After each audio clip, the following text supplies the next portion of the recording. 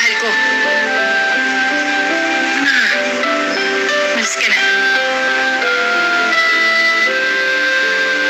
Malis ka na!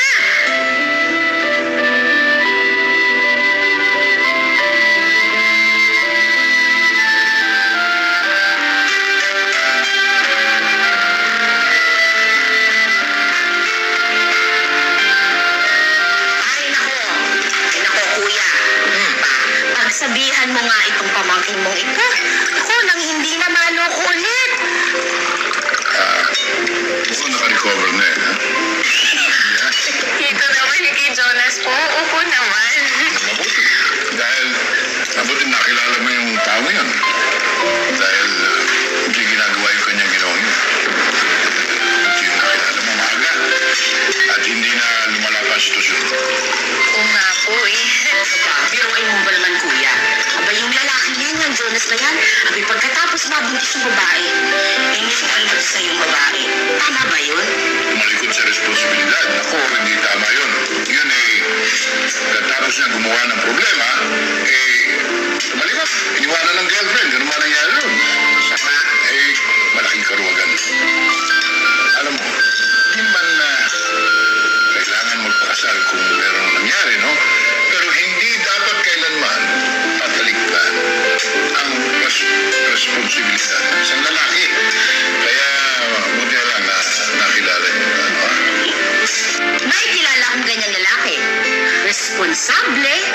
Nandiyan lang sa paligid-ligid. Secret? Sino yun, Sean? Sabihin mo na.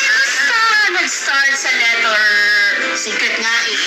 So, si Chong naman, may pa secret. Sino sa niya? Sino ulit?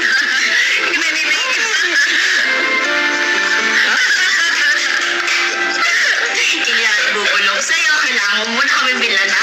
Chocolate. Parang bulong namin sa'yo. Ay, nako. Pag-ibig.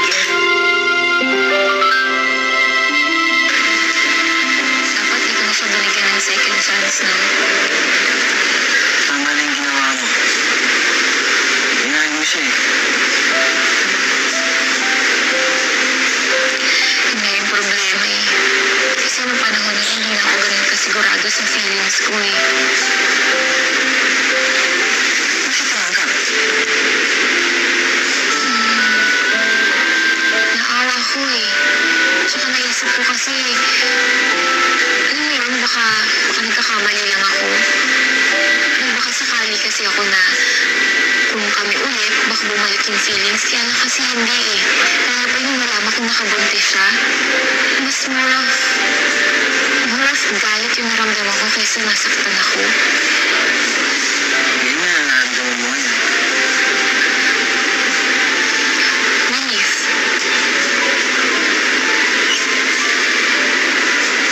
Ibig sabihin yan, handa ka na magmahal ulit.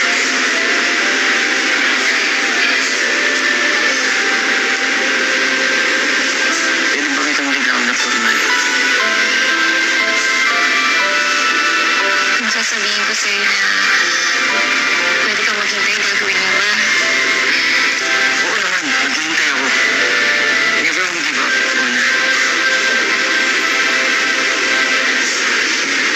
Alam mo si Jonas, parating mag-I love you sa akin yun. Pero hindi ko alam na ganun pala yung ginagawa niya. Pero ikaw, never kang nag-I love you sa akin. Pero nafe-feel ko yung sincerity ng lahat ng ginagawa mo. At hindi mo ko iniwan. Kahit anong mangyari, nandito lang ako. At kapag handa ka na magmahal,